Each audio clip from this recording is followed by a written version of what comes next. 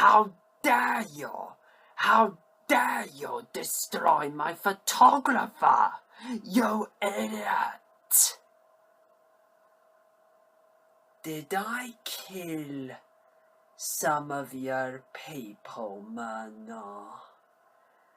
I can't remember.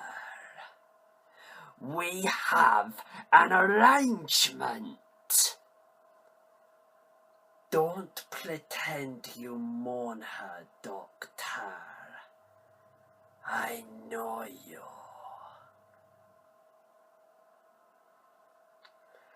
Why him, you monster? Why not the script girl?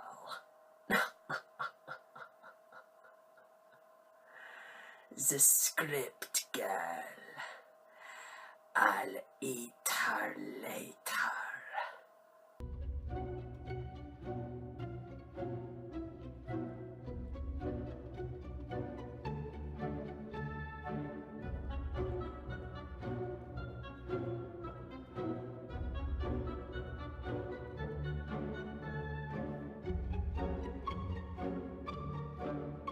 Don't cheat me, mortal. Iris in and begin. Hello YouTube, Film Buff 06 here, coming your way with my first movie review and technically my third video for 2018, which is going to be of the strangely underrated and underappreciated metafiction art house vampire horror classic from 18 years ago, Shadow of the Vampire, which premiered at the 2000 Cannes Film Festival, was produced by Nicolas Cage with his own production company, Saturn Films, along with BBC Films, Universal Pictures and Lionsgate, was made on an $8 million budget, was originally going to be titled Burn to Light, but was then changed because it was apparently misread by some people as Burn Ed to Light, was nominated for only 2 Oscars, being Best Supporting Actor and Best Makeup and Hair, was written by Stephen Katz, was directed by Elias Merhige, and stars John Malkovich, Willem Dafoe, Cary Elwes, Izzard, Udo Kier, and Catherine McCormack. The story of Shadow of the Vampire is technically not an adaptation of the classic Dracula story by Bram Stoker, nor is it necessarily a remake, but it is more of a somewhat fictionalized historical account, very much like Shakespeare in Love and Amadeus, of when German expressionist filmmaker F.W. Murnau obsessively set out in 1921 to make his very own silent film adaptation of Dracula without even obtaining the rights to the original novel from Bram Stoker's widow, called Nosferatu, A Symphony of Horror, which was an unauthorized adaptation at the time, but would eventually become extremely well known amongst movie fans as one of the very first, and if not the most significant vampire horror film ever made. And it also specifically plays on the urban Hollywood legend that the reason why Max Schreck gave such an iconic and legendary performance as Count Orlok in the film was not because he was a Stanislavski trained method actor, but because he actually was a real-life vampire, and that Nosferatu was thus the only film he ever worked on. Now, what are my thoughts on Shadow of the Vampire now that I've seen it for the first time in quite a while? Well, while it may not quite be as perfect as I initially thought it would be, I still thought this was a pretty damn excellent movie, in my opinion, and it is such a damn shame to me that for some bizarre reason, this film seems to have almost completely flown under the radar for a lot of people, because they either thought it was just okay, or it was a bit of a tonally inconsistent mess. And also because of the fact that this is obviously more of a low-budget, independent black dramedy with some horror elements thrown into the mix as opposed to an action film, and thus doesn't feature Michael Bay style explosions or ridiculous amounts of heavy cleavage or elaborate chase or fight sequences on the screen to get audiences' attention. And thus I don't really feel that this film gets enough of the true credit it deserves for at least not being afraid to do something a little bit different and somewhat think a little bit outside the box when it comes to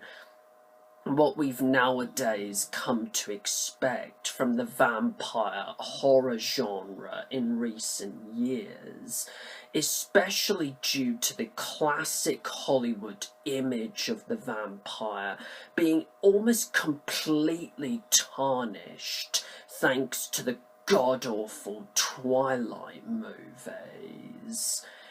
And all of this is coming from someone who has sort of admittedly in recent years become a sucker for these making of movies that tell the behind the scenes story of another film, TV show, book or play. First off, I thought Nicolas Cage did such a great job producing this movie, and whilst I can sort of see where some of the criticisms about the premise and the story to this movie being predictable by nature, entirely fictionalized, and historically inaccurate, depending on whether or not you're actually familiar with what is said to have really happened during the making of the original Nosferatu, are coming from, I still can't deny the fact that the central what-if concept of this movie, that when he was making the original Nosferatu back in 1921, F.W. Murnau actually made a Faustian pact with and cast a real vampire as his leading man in the film, is so bizarre and so messed up, but it's also intriguingly original, unique, bold, daring, and ingenious. I absolutely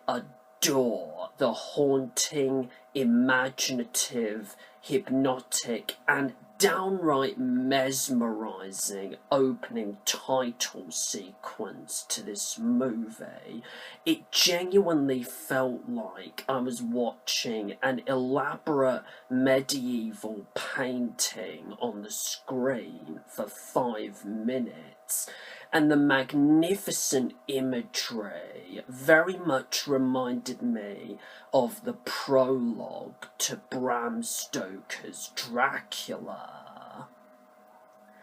I thought Stephen Katz did quite a brilliant job of writing the screenplay to this movie, and essentially turning what could otherwise have been a standard satirical black comedy horror film that happens to feature a vampire into such a surprisingly profound and powerful character study / metaphor about obsession, the duality between fantasy and reality, as well as who is the real monster and who is the real man, the nature of method acting, the nature of storytelling and filmmaking, the film camera being almost similar to a vampire in the sense that it captures an image or moment before it disappears and preserves that image or moment onto a piece of celluloid so that it lives on forever, which is almost in a way a modern extension of the themes of vampirism and immortality that are present in both versions of Nosferatu, and especially in the original novel by Bram Stoker when you think about it. And in particular, the self-destructive sacrifices that one man is willing to make in order to create the ultimate work of art. Now, Elias Merhige may not be one of these filmmakers that I'm awfully too familiar with, largely due to the fact that he's made only 3 artsy-fartsy, Terry Gilliam-esque feature films so far in his career, namely this, Begotten, and Suspect Zero with Aaron Eckhart and Ben Kingsley. But regardless, I thought he did such an excellent job directing this movie. You can clearly tell from his direction that he clearly didn't want to repeat the same mistakes that Gus Van Sant did 2 years prior with his fucking pointless and time-wasting remake of Psycho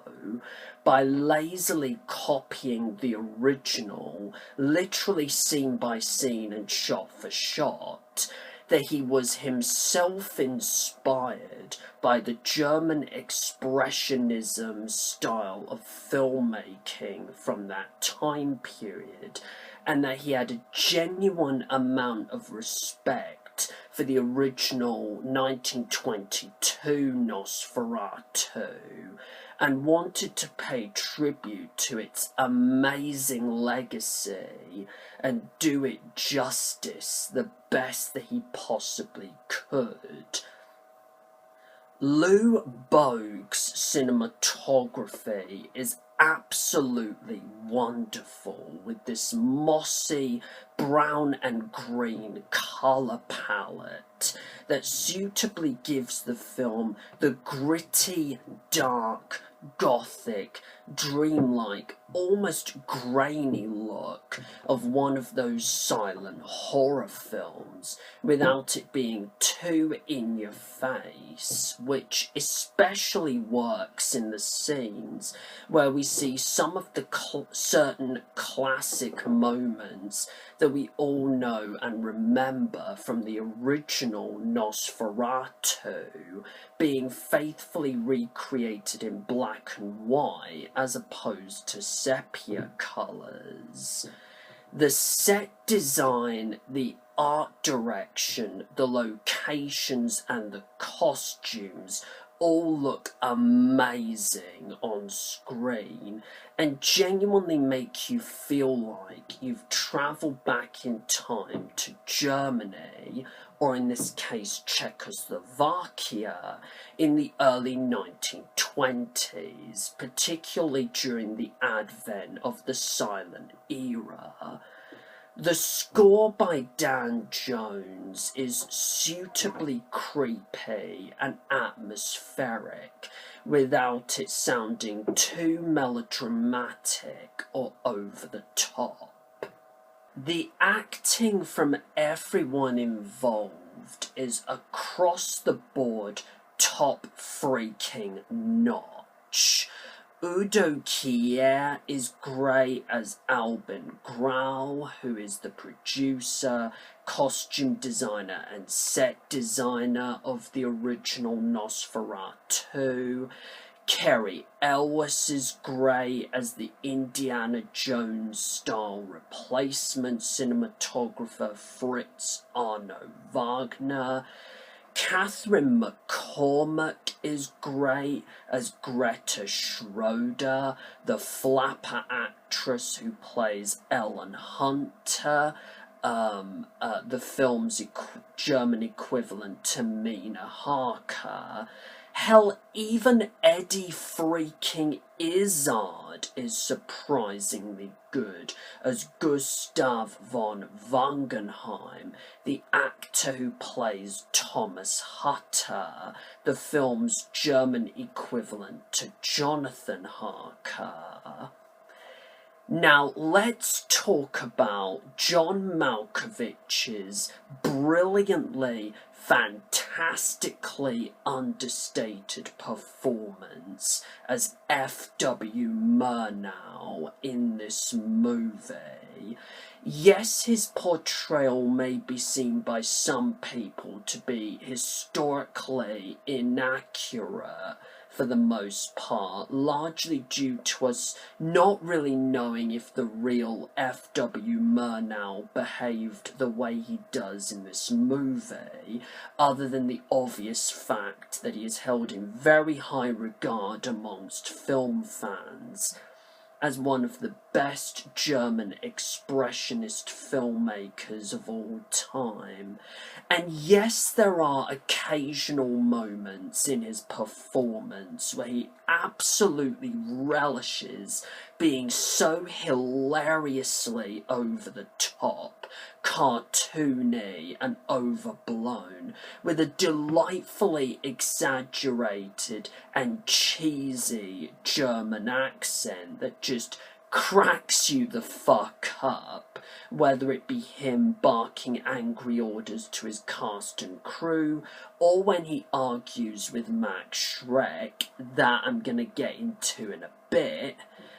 But with that said, I honestly really loved Malkovich's portrayal of Murnau as almost the Dr. Frankenstein of this movie, as this insanely fanatical, dictatorial, obsessive, parasitic, borderline sociopathic perfectionist, almost like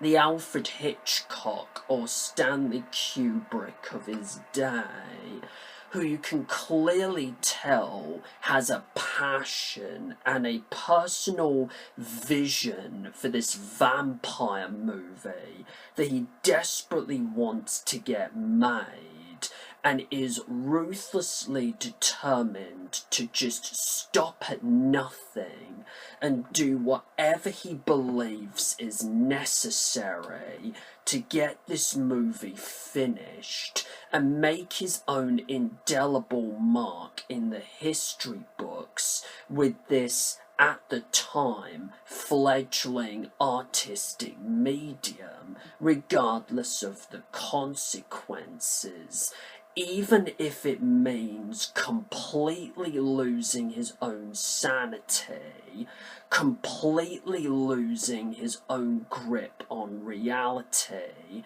pretty much selling his own humanity and soul to the devil, and the sacrifice of some of his own cast and crew members in the fangs of this freaky looking vampire. And some of my favourite scenes in the movie are when Murnau argues with Max Schreck over the direction of the movie with such great quotable lines as, "Then I will replace you with a double. I will do every scene of yours with a double. You will have no close-ups, none whatsoever. How dare you speak to me that way? I have shots. I am the director. Why didn't you mention this before?" And also, "You will stay away from her. You'll stay away from my crew. I will finish my picture. This is hardly your picture any longer." And it's just great to see these two brilliant character actors and masters of their craft, Malkovich and Dafoe, go at it with one another, a la Al Pacino and Robert De Niro in Heat, or Christian Bale and Heath Ledger in The Dark Knight, or even Peter Cushing and Christopher Lee in the classic Hammer horror films. But just as good as John Malkovich, and by far my personal favourite performance of the bunch, is of course from Willem Dafoe as Max Schreck, the villain in this movie, who not only gives one of the best mainstream performances of his entire career, not only completely overshadows the rest of the cast as much as Malkovich, a la Heath Ledger as the Joker in The Dark Knight, or even Martin Landau as Bela Lugosi in Ed Wood, not only steals the show every time he is on screen, but is also just freaking awesomely unrecognisable under such an amazing ton of makeup. And in my honest opinion, he should have tied with either Benicio del Toro for Traffic, or even Ben Kingsley for Sexy Beast, in winning the supporting actor Oscar that year. You can clearly tell from watching this performance that Willem Dafoe did a painstakingly extensive amount of research, study, and attention to detail into the original Max Schreck performance of Count Orlok in Nosferatu. And it all paid off in spades, because Willem Dafoe literally sinks his teeth into this role, literally transforms into this character, and just utterly nails Max Schreck to a T, from his gestures, his mannerisms, moves, his facial expressions, the way he walks like a stiff and awkward corpse, the rat-like visual appearance, the balding head, the disgustingly elongated fingernails, to even the way he speaks with a thick German accent, and the creepy ass shit he does with his eyes. Not only that, but he also makes you almost sympathise with this pathetic-looking supernatural creature in a way that almost reminded me of Cary Elwes' portrayal of Dracula in the 1992 film, in the sense that he doesn't really view himself as the bad guy, but rather more of a tragic figure. Especially in the scene where he gives this fantastic soliloquy in which he explains to the oblivious producers of the film how reading a copy of the Dracula novel that Murnau gave him made him sad, because he feels like Dracula never had any real servants, which, by the way, is sort of an interesting sort of take on the Dracula story from the perspective of the villain when you think about it, before he proceeds to grab a bat from midair and eat it in front of them. The moment in his cave where he recites the Alfred Lord Tennyson poem Tithonus, and also the poignant moment where he is all alone on a deserted set and proceeds to use the camera lens to study his own iconic silhouette on the white curtains before using it to experience film footage of the sunrise he has been denied the opportunity to experience for hundreds of years across his face. And the funny thing is, this could have easily been just a performance of Willem Dafoe attempting to emulate the iconic image of Max Schreck as Count Orlok in the original Nosferatu.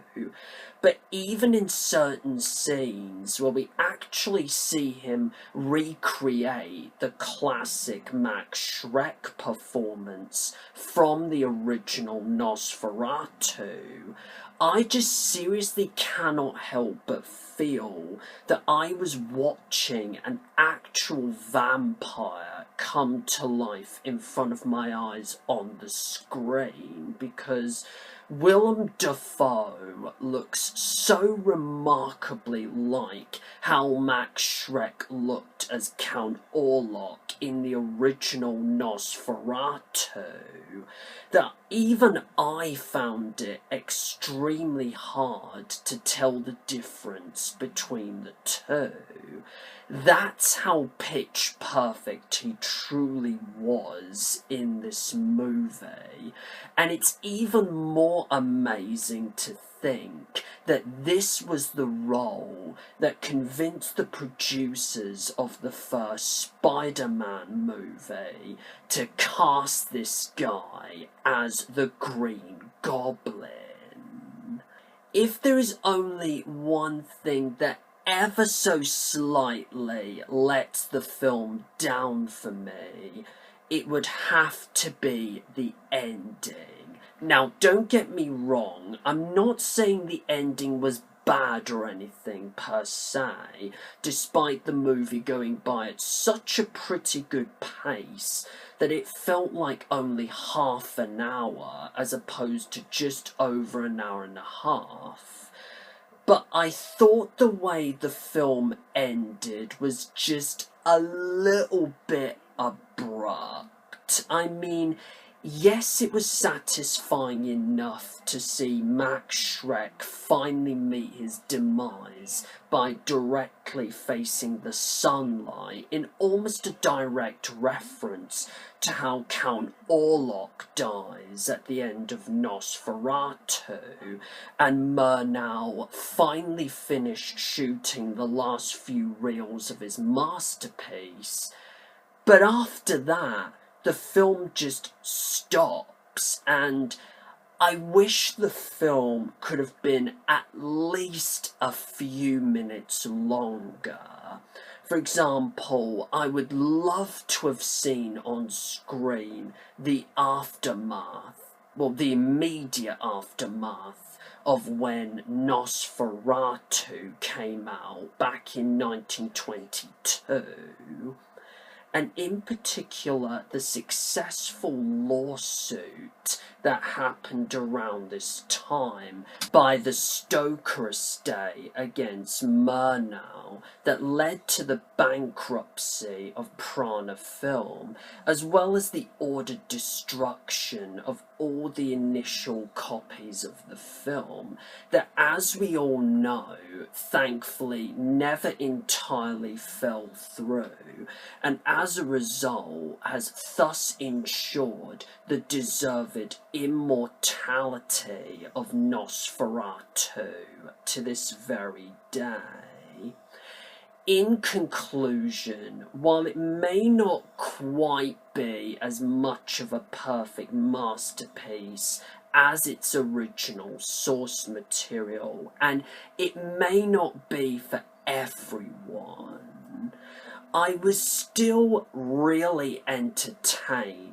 by Shadow of the Vampire. It has one of the cleverest, most inventive and genius concepts I've ever heard of for a mainstream vampire film, which is further enhanced by great writing, great direction, a suitably atmospheric score, excellent cinematography, and superb performances across the board, especially from the two leads, John Malkovich and Willem Dafoe.